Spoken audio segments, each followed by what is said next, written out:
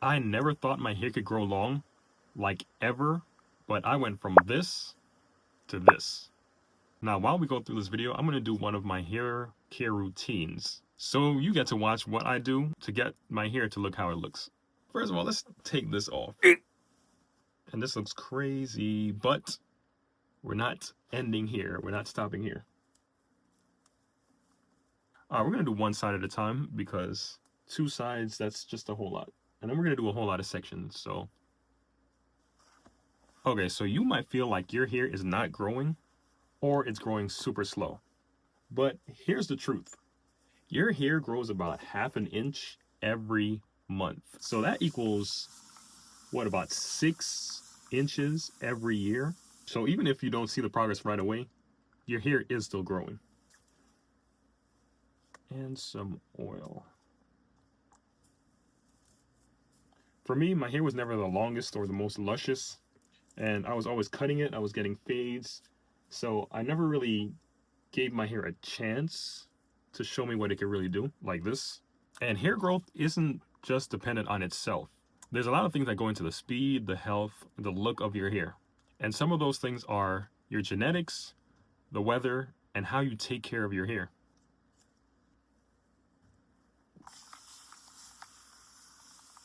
Now let's talk about that 6-inch number. All those factors that I just named will affect that 6 inches. The other thing that affects that number is trimming. Now we get a lot of different input as to whether you should be trimming your hair, if you should not be trimming your hair. I personally do get trims, probably not as often as some of the people say, and more often than other people. The average that I've heard was get a trim 3 to 4 times a year.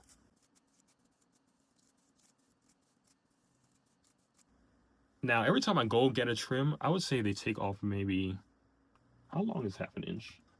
Inches. They take maybe 3/4 of an inch. So if I go 2 times a year, they're taking off about 3 inches per year. Jeez, that's a lot. And that's if I go consistently. So that means I end up with about 3 inches left at the end of the year. Now, let me say I have not been going extremely consistently over the course of the time that I have been growing my hair. So I probably went some years once, some years I went 3 times. So that also factors in. Yeah, again, so some people say trim your hair, some people say no, let it grow. I personally do go and get my trims done because trimming for me keeps my hair healthy. Let me tell you why. There are times where I see split ends on my hair, and I don't want those split ends to run up my hair.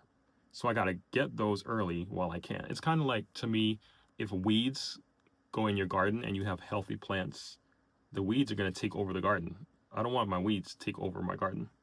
And if you let the weeds take over your garden, or in other words, if you let the split ends take over your hair, you might just end up with unhealthy flowers in your flower bed. And that's how you lose length without even realizing it. Now let's get into hair care, and then we'll come back to the things that you're doing that's causing you to damage your hair. First of all, your hair care routine. We all have heard about the LOC method, the LOC method, and that is leave-in or liquid, depending on what you decide to use, oil, then cream. I don't use the LOC method, I use the LCO method, leave-in or liquid, then cream, then oil, because talking about oil, I forgot to oil. Oopsie. Yeah, the reason I add oil last is because oil is a sealant and it helps to seal the moisture into your hair. And when you oil your hair, don't forget about your scalp. I'm going to do my scalp at the end, but don't forget to oil your scalp. Differently from when you're oiling your hair, the oil will lock in the moisture into your hair. As far as your scalp goes, the oil can act as a moisturizer for your scalp versus it not acting as a moisturizer for your hair. Let me just throw this pointer in. All these different clips and stuff that I have, this which I usually do use on my hair, this one, the whatever these things are called, the rubber band thingies, those are good for controlling where your hair goes so it's not all in your face and tangling up with each other. Yeah, so use your LOC method or LCO method, whichever you prefer. I recommend LCO. Add that to your hair routine and there will definitely be an improvement on your hair health. Because a lot of people just wake up sometimes and go about their day or go weeks without having a hair care routine. Yes, it could be a little time consuming, but you got to put in the work for the things that you want. Next, vitamins and nutrition. The things you put into your body matter way more than people realize. And I'll be completely real with you guys right now. I'll be very candid. I was going to say candid. I'm going to be very candid, open, honest. Right now, I'm on a fast. I've been fasting for about 24 days now. And I'm not eating any junk food, any processed sugars, no soda, no candy, none of that. Everything that I've been eating have been like organic. It's been a lot of fruit, well, barely fruit, honestly, because of the type of fast I'm doing. Barely fruit, a lot of vegetables. Oh my gosh, a lot of vegetables, a lot of salad. I've been drinking basically water with lemon every single day, and there have been some days where I added some coconut water with the lemon and the water, but not together in the same thing, you know. I had coconut water on the same days I've had lemon and water. And all that to say is that the fast that I'm on, I've noticed a big difference. I've noticed a difference in my energy levels as well as in my hair. Recently I went somewhere and I had my hair out, and a lot of people were like, whoa, your hair grew. The last time they saw me with my hair out was right before the fast. I'm not saying that it's the sole reason that my hair grew, but it is definitely one of the reasons. All right, like you guys already know, work from the back to the front. Bring this to the front so I can see the back. So in addition to eating healthy, consuming your vitamins, taking your vitamins does add to that. Your vitamin D, your vitamin C, all of those things contribute to your body being healthy and having good hair. And the thing is, like, why only look out for one or the other? If you could knock two birds with one stone, do that. Good hair, a healthy body, good energy. Another thing that I've been using is a hair growth oil. There are a couple different hair growth oils that are out there. I use wild growth hair oil. That's another factor that contributes to my hair growth. Now let's jump back into what is damaging your hair, the breakage. When you're brushing, combing, picking your hair, and picking I wouldn't even do, but picking your hair, you gotta be gentle, bro. You can't just go in and like, no, no, no, no. You can't do that. No, honey. You got to be gentle. And never do that. Never pick out your hair, never comb your hair. Don't brush your hair when it's dry. That's how you end up snapping and breaking your strands, bro. No. Sometimes even when you go like this on dry hair, the hair comes out. Do you see how easy it is to like part your hair and manipulate it when it's wet? Another thing that damages your hair is excessive heat. Now, I do know we like hairstyles that need heat for them. For example, the braids that I get do need heat because they look cleaner, but don't do it excessively. I would say maybe do it once a month. Try to keep that style in for a whole month. Or if you don't keep the style in for a whole month, switch to a style that doesn't need all that heat. If you're adding heat to your hair every week, bro, you are risking the heat damage like crazy. And that's going to limit the health and the length of your hair.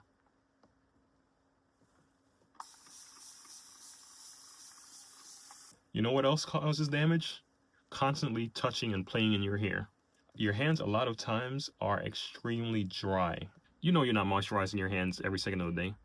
And with that, you're moisturizing your hands with something made for your hands, not something made for your hair. So adding that product to your hair, even worse. Constantly touching your hair, constantly manipulating your hair. Imagine doing this every single day. No, no, no, no, that's too much. You gotta limit how much your hands are in your hair because that also causes breakage. And talking about that, don't let everyone touch your hair. Don't let everyone play in your hair. Yes, you have nice hair. Yes, over time, your hair is gonna look really, really good and people just want to touch it. But don't let every person touch your hair.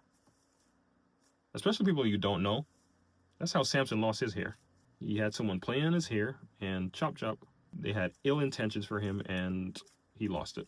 When you do let people do your hair and you go out to the hairstylist or whatever, make sure you understand what it is they're putting in your hair. Don't be afraid to say, oh, I saw you're using that product, or that product smells nice. What is it? Just to make sure you know what is going in your hair. And then honestly, guys, sometimes when I go to someone new, I get suspicious of what they're doing in my head. Like, I honestly wonder, are you taking out some of my hair just to save it to make a wig or something? I know that's kind of drastic. It's a little bit dramatic, but you never know. So when you go get these hairstyles done, try not to do them extremely tight every time. Yes, they're going to look really clean, but you're pulling your edges out. You're pulling your hair from the roots. That's too much. If you're getting bumps on the side of your face or around your hairline, that's your body telling you, like, bro, please, I need to breathe. Like I said before, weather plays a role in the health of your hair. If you're going outside in crazy weather, in windy weather, it's hailing, it's too sunny, you got to keep your hair protected. I do sometimes go outside with a bonnet on my head if my hair is out like this, or I go outside with a do-rag on my head if I have braids. You don't want to have your hair exposed to too many elements. With that being said, some of us have cars and we drive in our cars and we have our heads against the headrest. That's either cotton, cloth, whatever it is against your hair, not good. We put our hoodies on our head. If your hood is not lined with satin or anything that's conducive to keeping your hair moisturized and healthy, not good. That also means a cap, hoodie, beanie, all of those things, ski mask, all of them. You have to have some layer of protection between your hair and whatever it is you're putting on. That also goes for when you go to sleep. If you have your hair directly on your pillow, on your pillowcase, on the sheets, if you don't use a pillowcase, bad.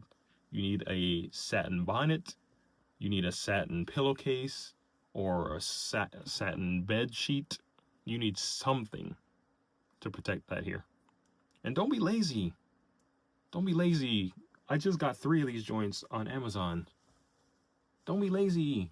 It was for like $10, 3 of them. Don't be lazy, especially when you're about to go to sleep and you're like, oh my gosh, I forgot my bonnet.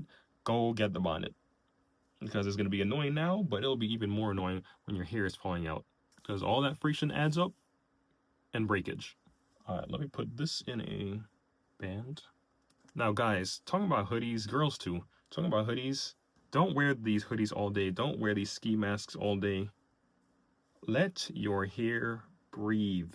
You guys go to school, you're on the bus all day with these hoodies on, flattening out your head, flattening out your hair, and your hair has no breathing room. Let your hair breathe, please.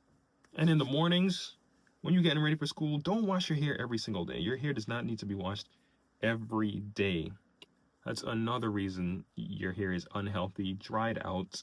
You could wash your hair maybe once a week with conditioner, and every other week or even every 3 weeks with shampoo and conditioner. Washing your hair every single day is going to strip your hair of all of the natural nutrients that it has, that it provides for itself. Again, guys, limit how many stylists you go to. Limit how many people are in your hair, touching your hair, taking care of your hair. Because you need to get into a regimen, you need to get into a routine, and 6 different routines are not going to help you. So if you find yourself waiting until the last minute to book your hair appointment, start booking earlier. Book about a month in advance, especially if you have a event that you got to go to. Book that thing in advance so you could use the same hairstylist. I have a total of 2 hairstylists that I go to. And I tried an extra one because I was late one time in booking.